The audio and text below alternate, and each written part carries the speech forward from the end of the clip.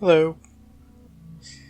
Today's video topic is hopefully going to be a little less depressing than the last one, although there are never any guarantees.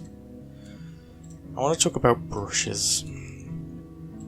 I want to maybe talk about the utility of brushes, some of their possible shortcomings, and I want to caution you guys from using brushes that are maybe too fancy when you're doing studies.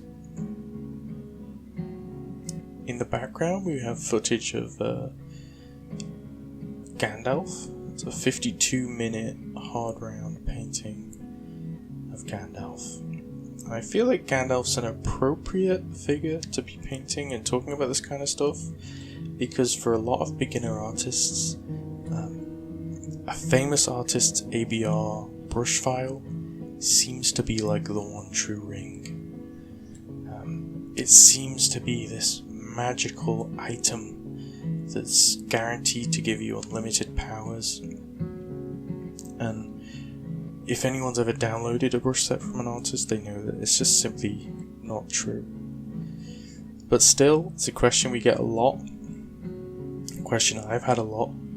What brushes do you use? Oh, that's a really nice look. How did you get that brush? Can I have your brush set? Can you send me your brush set? And it's always like, I'm either using the hard round brush, which is a Photoshop default, or I'm using a brush, but I haven't picked the brush because it's what gives my work a unique look. The brush is just a small side element, and the majority of the look of an artist's work, or my work, comes from my fundamental knowledge, how I play around with that fundamental knowledge, and much less about the brush that I've chosen to use. I think brushes at some level become more or less unimportant. Me and my good Belgian friend Ernst, check him out on YouTube, we've been going on a rampage trying to dispel the myth that brushes make a good painting. An artist makes a good painting. Brushes are just another tool. We've been doing studies with deliberately obnoxious brushes to see if our fundamental art skills translate despite the often very difficult to manage tool. And more often than not they do, and we can still end up with a good image without having to use a brush we're comfortable with, and I feel like that's a good testament to the point I'm trying to make. I implore you, do a study with a simple brush. It doesn't have to be the hard round, although I know that is a default brush on almost every software, so it would be a good one to start with. The benefits of it are multitudinous. You have an inability to go too far into detail, which means especially when you're studying an image, you have to rely on larger shapes, larger areas of colour, larger decisions, bolder decisions. The nice part about the brush that I've used for this, the hard round, is that it doesn't have a soft edge, which means you have to actually manually decide where you want borders in between areas of tone and colour, which creates some nice shapes in your painting, and it'll teach you a lot about shape design, graphic appeal, that kind of thing. I feel as though I see a lot of beginner artists using brushes that they don't fully understand, and what they end up with is a very cluttered looking painting or study. You get the sense that sometimes they see a tree and they don't study the tree, they just get their stock tree brush or leaf brush and splatter it about a bit, and they think, oh, that's a load of leaves, that's done. But an important part of learning, let's use the tree as an example, would be to identify the main shapes within the tree and manually plot them down, to maybe play around with some different methods of simplifying the foliage in the tree, and those kind of complex forms.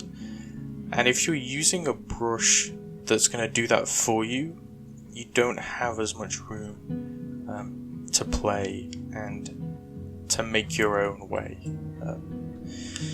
See, while brushes can aid you in kind of giving your work an identifiable look or style, the downside is often the exact same point, which is that your painting, if you're using an artist's brushes, might just look like that artist's painting. You're not going to have that unique kind of trademarked sense of look that you might have if your style has actually arisen out of practice, study, and the way that you're manipulating the artistic fundamentals to your own benefit. It's a tough topic, and I'd like to talk about it more, but this time lapse is almost over. I would implore you to go away and do a hard round study. See if you can use your fundamental art skills unimpeded, without any fancy texture or alpha, to make a nice image. It might be reassuring. I always find that it's very enjoyable to look at an image that I've made with a simple brush, because I feel as though more of it is down to me and less of it is down to the brush I've used.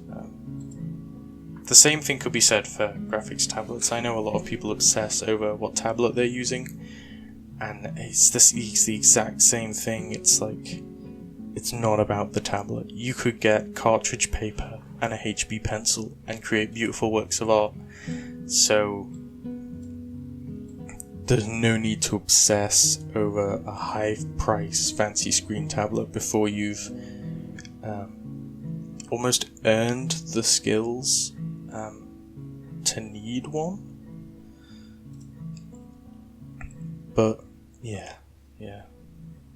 Brushes are tricky. Also, just as a closing statement, don't go around asking people for their brushes, because it's the most annoying thing you can ever do.